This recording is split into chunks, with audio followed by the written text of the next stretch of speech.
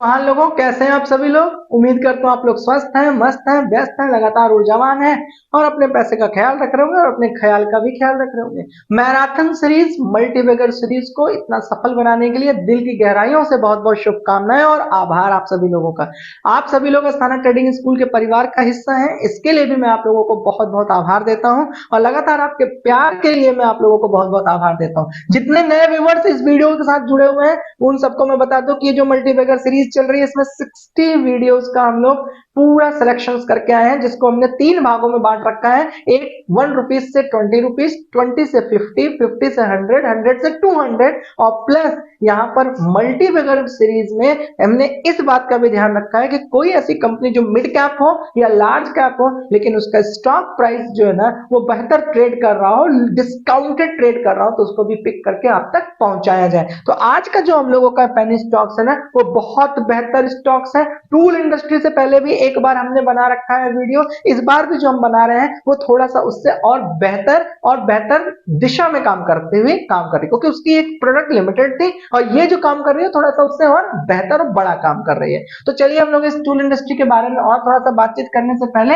ये देख लेते हैं कि हमने यहाँ पर इस स्टॉक को सेलेक्ट करने में क्या फॉर्मूला लगाया है। पहला फॉर्मूला लगाया है कि भैया ये जो स्टॉक है ना वो ₹40 से नीचे का ट्रेड होना चाहिए, तो ठीक है। दूसरा हमने कहा है कि जो इनका आरओई होना चाहिए ना, जो इनका आरओई होना चाहिए तो 5 होना चाहिए, तो 5 से ग्रेटर होना चाहिए, मतलब बड़ा होना चाहिए। आरओसीई की बात करें ना तो या तो 5 होना चाहिए या तो 5 से बड़ा होना चाहिए। अगर हम डिविडेंड की बात करें ना तो कंपनी डिविडेंड देती होनी चाहिए, अल्टीमेटली वो चाहे 0.05% ही क्यों ना देती हो लेकिन उसे डिविडेंड देना होना चाहिए। अब डिविडेंड का आशय ये है, क्यों? क्योंकि हम लोग सीरियस इसलिए होते हैं डिविडेंड पर, क्योंकि अगर डिविडेंड दे रही है तो कंपनी कहीं ना कहीं अपने आप को बुक्स में मजबूत रखी है और कंपनी प्रॉफिट्स पर ध्यान दे रही है। मतलब सीधा कहूं तो they are good at profit ना, कंसिडरेबल प्रॉफिट है ना। दोनों अक्षर मैंने आप लोगों को क्लियर बता दिया है। साथ ही साथ मैं आप लोगों को यह भी बता दूं कि हमारे आप को लेकर के शेयर होल्डर को भी ध्यान में रखकर ना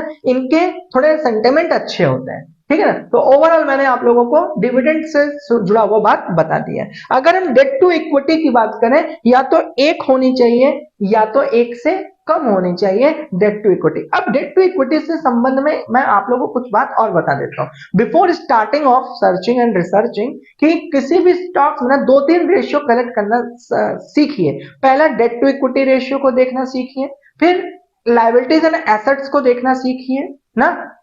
डेट एंड इक्विटी के साथ साथ liabilities and assets, it will be very helpful to you. अगर इसी में बात करें तो सेल्स एंड एक्सपेंसेस के रेशियो को भी ध्यान में रखना बहुत जरूरी है। आरओसी और आरओई को भी ध्यान में रखना जरूरी है। तो इस तरीके से कुछ रेशियोज को भी हमें ध्यान देना है। तो हमने डेट टू इक्विटी को भी आपको समझा दिया है। फिर प्रमोटर होल्डिंग की बात करें तो प्रमोटर होल्डिंग या तो 50% होनी चाहिए या तो 50% से ज्यादा होनी चाहिए। और पिक्चर में ये भी आप लोगों को लगातार बताते आ रहे हैं कि अगर किसी वजह से प्रोमोटर होल्डिंग कम हुई है तो उसकी पिक्चर बिल्कुल क्लियर होनी चाहिए, साफ सुथरी होनी चाहिए। हमें पता होनी चाहिए कि कंपनी में अगर प्रोमोटर्स ने अपने आप को थोड़ा सा पीछे किया है तो उसके पीछे का रीजन क्या है, अगर उन्होंने प्लेज किया है तो रीजन क्या है, अगर उन्होंने डेट टू इक्विटी के संदर्भ में डेट टू लोन किया है तो ओवरऑल सारे फैक्टर, सारी पिक्चर क्लियर होनी चाहिए, ठीक है ना। तो चलिए हम लोग अब थोड़ा सा एक कदम और आगे बढ़ाते हैं और बात करते हैं कि कंपनी का इस वक्त का ट्रेडेड प्राइस क्या है, कंपनी का हाई क्या है, कंपनी का लो क्या है। अगर हम लोग बात करें तो इस वक्त ₹16 के इर्द गिर्द जो है यह घूम रही है। कई बार स्टूडेंट हम लोग को व्हाट्सएप पे, टेलीग्राम के थ्रू यहाँ बताने की कोशिश करते हैं कि सर ₹16, जैसे मैंने अभी बता दिया, तो कई बार ₹10 में चली जाती है, कभी 22, ₹21 में चली जाती है। तो वहां पे आप कमेंट हमें करते हैं, नो डाउट मैं उसका बड़ा सम्मान करता हूँ, बड़ा अच्छा भी लगता है कि आप हमें इस तरीकों को लेकर अपडेट करते हैं। लेकिन एक बात को समझिए कि जब हम किसी भी स्टॉक को पिक करते हैं, जब हमारी पीपीटी फाइनल हो जाती है ना, तो हम लोग जब इसके रिसर्च पर होते हैं तो उस समय हम लोग कंपनी में चाहे मनी कंट्रोल हो, चाहे स्क्रीनर हो, चाहे ईटी नाउ हो, चाहे बिजनेस स्टैंडर्ड हो, जहां जहां कंपनी की प्रेजेंस है वहां से हम ना आपके लिए पूरा बेहतर रिसर्च करके ना कंटेंट लेकर आते हैं, क्योंकि हमें आपको वैल्यू ऐड करना है। दूसरी इंपॉर्टेंट चीज क्या है कि अगर हम कंपनी की वेबसाइट्स पर जाते हैं, एमसीए के पोर्टल पर जाते हैं, कंपनी के प्रेस रिलीज और नोट्स पर जाते हैं, कंपनी के जो फाउंडर्स है ना उनके लेटर्स पर जाते हैं, तो ओवरऑल हम ना इतनी सारी चीजों को जो कलेक्ट करते हैं आपके लिए ना, तो थोड़ा समय खर्च होता है, इसलिए 2-4-5 दिन का समय खर्च हो जाता है, तो उसके भीतर में अगर प्राइस थोड़ा सा भी डिफरेंस लगे तो थोड़ा सा उसको कंसीडर कर लिया करिए और अपनी भी नैतिक जिम्मेदारी मान करके फाइंड किया करिए, ठीक है ना। तो अगर हम इसके हाई के बारे में बात करें तो हाई में 18 इसका हाई है, अगर हम लो की बात करें तो 6 रुपीज इसका लो है। इसका मतलब ये कंपनी बहुत बेहतर तरीके से अपने हाई के इर्द गिर्द ट्रेड कर रही है। अब जितने लोग हमारे मैराथन सीरीज में शुरुआत से जुड़े हुए वो सबको पता है, तो रट भी गया होगा कि जैसे ही कोई भी स्टॉक प्राइस अपने ट्रेडेड प्राइस के हाई के इर्द गिर्द पहुंची नहीं कि बुक वैल्यू ओवर ट्रेडेड, ऐसे करके बहुत सारे पॉइंट्स निकल के आते हैं। लेकिन हमारे स्टूडेंट, हमारे व्यूअर जो लगातार है वो अब इस बात से डरते वरते नहीं है, क्योंकि हम लोगों ने एक बेहतर तरीके से रिसर्च करके 2 गोल्डन रूल्स बनाए हुए हैं। अब सबसे पहले हमारे जो न्यू व्यूअर्स है उनको बता दें कि किसी भी कंपनी में जब आप स्टॉक में इन्वेस्ट करते हैं ना, तो ये अपने दिमाग से मिथ निकाल दीजिए कि आप किसी कंपनी के स्टॉक में इन्वेस्ट करते हैं। नहीं, आप ये निकाल दीजिए कि आप कभी भी रिसर्च करते हैं ना तो खाली आपको नंबर्स मिल जाए तो आप उसे रिसर्च कह दीजिए, बिल्कुल नहीं। मैंने आपको 2 गोल्डन रूल्स बताए हुए हैं। पहला गोल्डन रूल बताया है कि किसी भी कंपनी में जब आप इन्वेस्ट करिए तो हमेशा करिए कि कंपनी का धंधा कैसा है। कंपनी का धंधा मतलब कंपनी का मॉड्यूल कैसा है ना, कंपनी जिस प्रोडक्ट में काम करती है, कंपनी जिस सर्विसेज में काम करती है वो कितना मार्केट फिट है, कितना डिमांडिंग है ना, उसका मार्केट साइज कितना है, किस तरीके से कंपनी का मिशन और विजन है उस मार्केट को ज्यादा से ज्यादा एक्वायर करने का। तो पहले धंधे पर बात कर लीजिए। धंधा थोड़ा इधर उधर भी होना तो कोई बात नहीं है, हमेशा कंपनी का बंदा चेक कर लीजिए कि कंपनी का बोर्ड ऑफ डायरेक्टर कैसा है, कंपनी का सीईओ फाउंडर पैनल कैसा है, कंपनी की टीम कितनी असेंबल्ड है, कितनी अच्छी है। जैसे एक उदाहरण देते हैं, व्हाट्सएप 30 लोगों की टीम वर्ल्ड पे राज कर रही है, देखो क्या इनक्रेडिबल टीम है ना। बात समझ रहे हो। टेलीग्राम 2 लोगों से शुरुआत हुई, 2 लोग, टीम में 2 ही लोग हैं, आज टेलीग्राम देखिए क्या है। तो ओवरऑल ना आप लोग इस चीज को समझिएगा, ये वाली चीज बहुत अच्छी होती है, बंदे में कितना दम है, धंधे में कितना दम है, बंदे में कितना दम है, और उस कंपनी का मिशन और विजन क्या है, ये 3 चीज जरूर पूछिए। विजन और विजन के बाद ये सबको कंपाइल करके उनसे उनका संविधान, उनसे उनकी बात मांग लीजिए। बुक में सारी चीजें अवेलेबल होती हैं। और जो दूसरा गोल्डन रूल है वो परफॉर्मेंस और रिजल्ट से मैटर करती है, जो कि हम उस समय आप लोग को डिस्कस कर देंगे। अगर हम फेस वैल्यू की बात करें तो 2 रुपीज पर काम कर रही है। आरओई की बात करें तो 29% के साथ है। अगर हम आरओसीई की बात करें तो 31% के साथ है, जो कि हमारे पैरामीटर पर फिट उतरती है। अगर हम लोग मार्केट कैप की बात करें तो मार्केट कैप 164 करोड़ का ही है, तो इसलिए इसको पेनी स्टॉक्स के अंदर हम लोग डिस्कशन कर रहे हैं। तो 16 रुपीज का ये पेनी स्टॉक्स है जिसके बारे में हम लोग डिस्कशन कर रहे हैं। तो चलिए पहले बात करते हैं कि कंपनी करती क्या क्या है साहब, कंपनी का काम क्या क्या है। तो कंपनी के काम पर थोड़ा सा हम लोग चर्चा करते हैं। फ्लैंक्स बनाती है ना, फ्लैंक्स बनाती है, फोर्स्ड पाइप्स बनाती है, पाइप फिटिंग आप देखते हैं ना, पाइप फिटिंग वो बनाती है। ऑटो पार्ट्स बनाती है, क्या है, ऑटो पार्ट्स बनाती है। गियर्स बनाती है, ठीक है ना, क्लियर हो गया। इस तरीके से हैमर आप देखते हैं ना, हैमर यूनियन ये बनाती है। तो इस तरीके से ये भी इस तरीके के सेक्टर्स में, इससे पहले भी हम लोग टूल्स में भी एक काम कर चुके हैं, जाकर के उस वीडियो को जरूर देख लीजिएगा, बहुत बेहतर उसमें भी हम लोगों ने एनालिसिस किया हुआ है। तो चलो थोड़ा सा इसके बारे में आप लोग को दिखा देते हैं कि क्या क्या काम करती है, जो कि मैंने आप लोग को वहां पर बताया है। यहाँ थोड़ा पिक्चर के माध्यम से समझा दे जिससे आप लोगों को थोड़ी स्टोरी क्लियर हो जाए। ये देखिए आप लोग यहाँ देखिए फोर्स से रिलेटेड, फोर्स से रिलेटेड देखिए सारे प्रोडक्ट्स आपको यहाँ पर दिख रहे हैं। फ्लैंक्स से रिलेटेड भी आपको यहाँ पर सारे प्रोडक्ट दिख रहे हैं ना।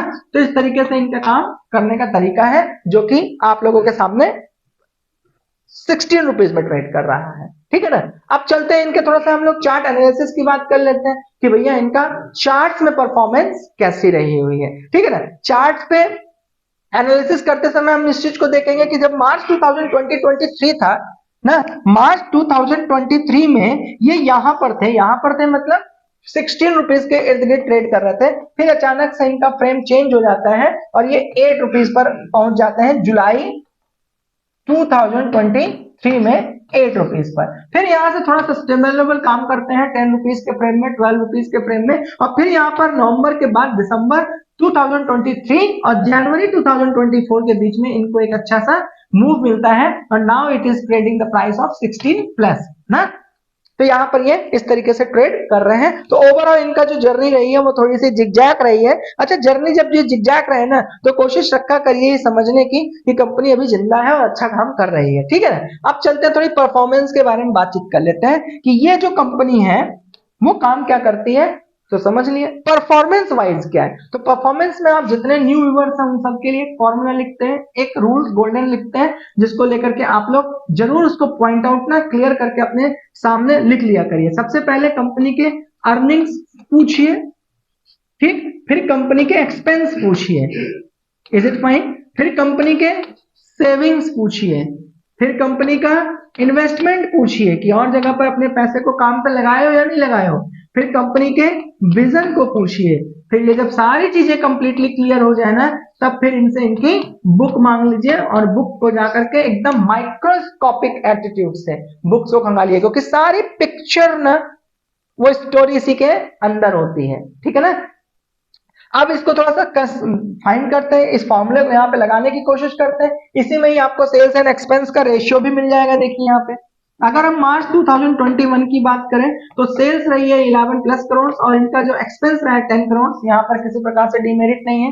2022 की बात करें तो 30 करोड़ का इनका सेल्स रहा है, 26 करोड़ का इनका एक्सपेंस रहा है, यहाँ पर भी किसी प्रकार से डाउट नहीं है।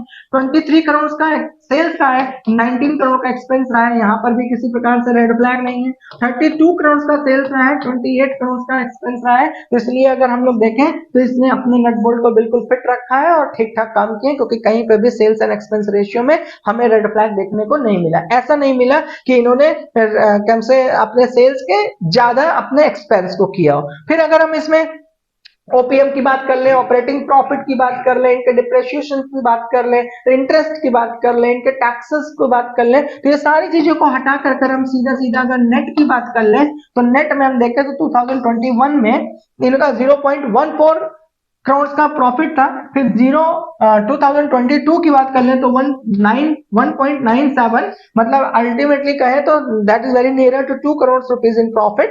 अगर हम 2023 की बात कर लें तो 2.14 करोड़ का प्रॉफिट रहा है, और अगर अभी फाइनेंशियल क्लोज नहीं हुआ है लेकिन इन्होंने प्रोजेक्टेड कर लिया है अपना 2.05, मतलब 2 करोड़ के पास इन्होंने अपनी प्रॉफिट दे है। इसका मतलब इस कंपनी ने अपने आप को ना पूरी तरीके से प्रॉफिट्स पर ध्यान दे रखा है। मैं लगातार आप लोगों को देखो चाहता तो मैं आप लोगों को रिजल्ट फाइनल ईयर का भी दे सकता था, लेकिन मेरा प्रैक्टिस कराने का मतलब ये है ना, देखो मैं 2 लाइन हमेशा हर वीडियो में बोलता हूँ, व्यस्त आदमी के पास पूरा समय होता है, वो दुनिया के सारे काम को ना बहुत अच्छे मैनेजमेंट से निकालने जाता है, लेकिन अस्त व्यस्त आदमी के पास ना सब कुछ है, बेचारे के पास समय ही नहीं है। तो यहाँ पर आप लोगों को मैं एकदम करेक्शन दे देता हूँ कि इस दुनिया में आते समय ना डिसिप्लिन, माइंडसेट, साइकोलॉजी ये बहुत इंपॉर्टेंट चीज है, और टाइम तो देना पड़ेगा, क्योंकि राइटिंग, रीडिंग, रिसर्चिंग, ये फंडामेंटल नॉलेज ना ये 15 मिनट का गेम नहीं होता कि बस खाली आपने अपना नंबर से चाहिए ना, खाली कि इतना नंबर्स है,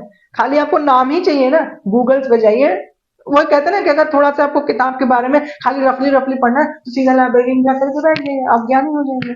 तो इसलिए मैं आप लोगों को सीधी बात, क्योंकि टीचर का अपना एक धर्म होता है, वो धर्म कहता है ना चीजों को क्रिस्टल क्लियर कर दो, चाहे वो आपके संस्था का हिस्सा बनता हो या नहीं बनता हो, चैनल को सब्सक्राइब करता हो या नहीं करता हो। भाई अगर आप स्टूडेंट है तो चैनल को सब्सक्राइब करने के लिए मुझे कहने नहीं पड़ेगा, क्यों? क्योंकि अगर आप थोड़े से भी सेंसियर है तो इसमें कोई भी करेक्शन आएगा, इसमें किसी भी प्रकार की प्रेस रिलीज नोट्स आएगी, इसमें किसी प्रकार की कोई न्यूज आएगी तो आप तक पहुंचनी चाहिए ना। तो अगर हम अपना धर्म निभा रहे हैं तो आप अपना धर्म निभा लीजिए, दोनों लोग साथ मिल करके ना बड़ी ईमानदारी से काम करेंगे और सीखेंगे, समझेंगे। मैंने आपको बताया मुझे व्यस्त आदमी ही चाहिए। तो ओवरऑल परफॉर्मेंस की बात मैं यहाँ पर थोड़ी अधूरी रह गई। परफॉर्मेंस में मैंने बोला था कि क्वार्टरली रिजल्ट्स में आप लोग को क्यों देता हूँ, इवन आपका चाहिए, आपका फर्ज बनता है मंथ ऑन मंथ रिसर्च करिए, फिर उसके बाद क्वार्टरली करिए, फिर हाफ ईयरली करिए, फिर फाइनल करिए।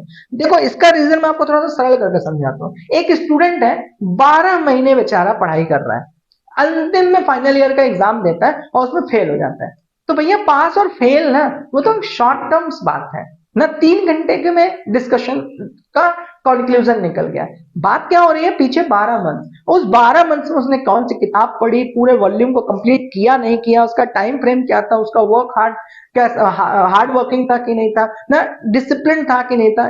तो ओवरऑल जब आप उसको फाइंड करेंगे ना तो पिक्चर बिल्कुल क्लियर होगी कि 12 महीने के इंडिविजुअल काम का तरीका उसके फाइनल ईयर पर क्या इंपैक्ट करता है। कई बार क्या होता है कि बच्चे ने पूरी 12 महीने बहुत मेहनत किया, आपने हर जगह उसको मेरिट मेरिट मेरिट मेरिट दिया, लास्ट में जब वो 3 घंटे का एग्जाम देने गए और किसी वजह से वो उसकी मेरिट कम हो गई, तो इसका मतलब नहीं कि आप उस कंपनी को बाहर कर देंगे ये कह करके कह रहे यार फाइनल ईयर में देखो कैसा हो गया। मेरे भाई फंडामेंटली मजबूत है, लास्ट के 3 घंटे के एग्जाम्स में उसका पूरा चरित्र नहीं पकड़ा जाता है ना। अब दूसरा एग्जाम्पल देख लो कि बंदे ने कुछ भी नहीं पढ़ाई किया है, पूरे मंथ एकदम बढ़िया मस्त मौज एकदम, लास्ट में आपने देखा 12वें महीने में मेरिट में बंदा एकदम 90% के साथ उपस्थित हो गया ना। अब भाई 93% के साथ उपस्थित है, रिजल्ट तो आपने देख लिया, लेकिन जब आपने उसके पीछे का बैकग्राउंड देखा तो 39% भी वो नहीं पाता है, 39% भी वो उस चीज को लेकर के डिजर्व नहीं करता है। तो अब आप मुझे बताइए कि लास्ट में आपने फाइनल ईयर यहाँ नंबर्स में देख लिया 93%, रियलिटी है 39% की, तो आप फंसेंगे ना, प्रॉब्लम में आएंगे ना। तो इसलिए मैं कह रहा हूं कि इस दुनिया में आपका सिर्फ समय नहीं जाता, आपकी एनर्जी नहीं जाती, वो जो सबसे कीमती चीज होती है ना पैसा, वो जाता है। तो इसलिए सीरियस रहिए, और इससे निपटने का सिर्फ 2 चीज, या तो एजुकेट हो जाइए, या तो एक अच्छे प्लेटफॉर्म पे एक अच्छे टीचर के मार्गदर्शन में हैंड होल्डिंग करते हुए आस्था और विश्वास के साथ चलिए ना। तो यहाँ पे हमने परफॉर्मेंस को आपको कैलकुलेट कर लिया। प्रॉस एंड कॉन्स की बात करें तो अभी तक कंपनी अर्ली है, इसलिए किसी प्रकार से हमको इसकी डेमेरिट्स देखने को नहीं मिली है ना। ओवरऑल कंपनी ने अच्छी परफॉर्मेंस करी है, पॉजिटिविटी कंपनी ने देख के रखी है, अभी कोई ऐसी निगेटिव साइड्स नहीं मिली, इसलिए हम आपको यहाँ पर ये चीज बता नहीं रहे। लेकिन जैसे ही कोई रिलीज होता है, कोई भी बात आती है, तो यह विश्वास रखिएगा कि हम आप तक पहुंचेंगे, ठीक है ना। अगर हम इनके सीएजीआर वैल्यू की बात करें तो इन्होंने कहा है कि भैया 42.8% के साथ प्रॉफिट का सीएजीआर हम देंगे। सीएजीआर का मतलब होता है कंपाउंडिंग एनुअल ग्रोथ रेट। कौन सा भी इनके पास कैसा भी कौन नहीं है। अगर हम लोग बात कर लें कि इनके प्रॉफिट एंड लॉस की, तो चलो थोड़ा सा प्रॉफिट लॉस को कंसीडर करते हैं। सेल्स में अगर हम लोग देखें 2019 से हम उठाते हैं तो 42 रहा है, यहाँ पे अगर हम एक्सपेंस देखें तो 35 रहा है। तो ओवरऑल हमने इसको कैलकुलेट करना सीख लिया है, तो रेड फ्लैग देना नहीं देना वो अब आपकी जिम्मेदारी है, उसको आप फाइंड करिए। नेट की बात कर लेते हैं हम सीधा सीधा, तो नेट में जाते हैं तो 4 करोड़ का प्रॉफिट रहा है। फिर उसके बाद 2 साल अगर हम देखें तो 2020 की बात कर ले, 2021 की बात कर ले, तो नो प्रॉफिट नो लॉस रहा है। अब ये भी कोई छोटी वजह नहीं है। अब आपने वहां 0-0 देख लिया, देखो मैं बार बार सिखाने पर बिलीव करता हूँ ना, क्योंकि अस्थाना एजुकेशन का पहले आप विजन समझ लीजिए, जिससे आप लोग ना पिक्चर क्लियर हो जाए कि इस चैनल पे रहना है या नहीं रहना। पहले बकवास भरी बात बिल्कुल नहीं। दूसरी सबसे इंपॉर्टेंट चीज कि 15 मिनट में दुनिया का सारा ज्ञान देना, ये हमारे चैनल पर नहीं होता ना।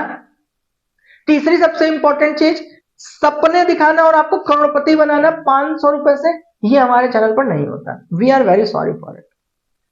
कंटेंट बिल्कुल क्लियर है, हम आपकी जिंदगी में वैल्यू ऐड कर देंगे 100% कमिटेड। हम अपने रिसर्च के साथ आप लोगों का हैंड होल्ड करते हैं 100% कमिटमेंट। एक टीचर पूरी जिम्मेदारी के साथ अपना धर्म निभाता है 200% कमिटेड। Is it fine. तो यहां पर समझिएगा 0-0 देखने के बाद आपका दिमाग में पिक्चर आएगा यार 0-0 पर है, माइनस होता तो आप कहते हैं साहब माइनस माइनस है।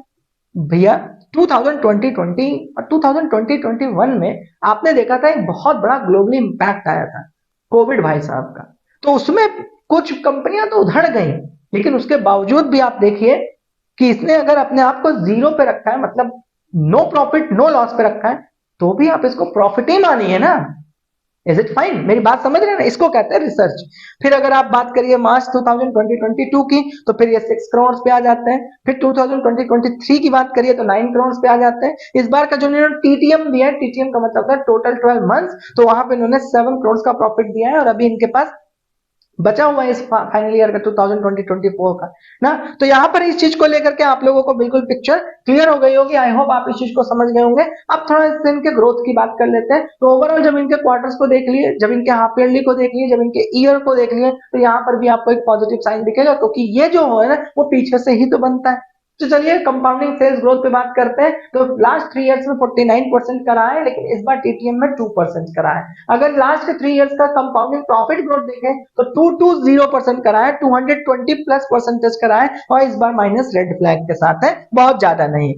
स्टॉक प्राइस के सीएजीआर वैल्यू की बात करें तो 1 ईयर में 11% का है, आरओई इन्होंने 29% का आप लोगों को दिया है। अब अगर हम लोग इनके शेयर होल्डर पैटर्न की बात करें माय डियर, तो इस वक्त हमने इनको पूरी तरीके से तलाशा है, कोशिश की है हर एक जगह पर जाने की, लेकिन अभी हमें इनको शेयर होल्डर पैटर्न साफ सुथरा देखने को नहीं मिला है। मतलब उसका पूरा शेयर होल्डिंग पैटर्न अभी हमारे पास उपस्थित नहीं है। तो जैसे ही शेयर होल्डिंग पैटर्न आता है तो इसी के आगे हम लोग 2-4-10 मिनट की वीडियो अपडेट कर देंगे फॉर द इंफॉर्मेटिव, राइट। तो इसलिए आप लोगों को पहले कंपनी का नाम बता देते हैं। कंपनी का नाम आप देखते हैं ना, सबसे बेहतर धार्मिक नाम है तिरुपति, नाम याद हो जाएगा आप लोगों को, तिरुपति फोर्ज लिमिटेड, ठीक है ना। तो मैं आप लोगों को नाम लिख देता हूं सबसे पहले, जिससे कि आप लोगों को समझ में आ जाए। तिरुपति फोर्ज लिमिटेड, तो आपकी कंपनी का नाम तिरुपति फोर्ज लिमिटेड है, बेहतर ट्रेड कर रही है, अपने हाई पर है, सारा फंडामेंटल्स हमने आपको दे दिया है। कंपनी से जुड़ा हुआ आपकी राय क्या है ना, वो मुझे नीचे कमेंट बॉक्स में बताना मत भूलिएगा। अगर आपको इससे संबंधित कोई भी पढ़ाई में कोई प्रॉब्लम आती है, एजुकेशन में कोई प्रॉब्लम आती है, तो नीचे बोर्ड लाइन नंबर पर हमसे संपर्क करिए, हमसे पूछिए कि कैसे आप ए से लेके जेड तक ना पढ़ाई कर सकते हैं। बाकी आप सभी लोग स्वस्थ रहिए, मस्त रहिए, व्यस्त रहिए, ऊर्जावान रहिए, सफल बने रहने का प्रयास करते रहिए, अपने पैसे का ख्याल रखिए और अपने ख्याल का भी ख्याल रखिए। इन्हीं शुभकामनाओं के साथ साइनिंग आउट।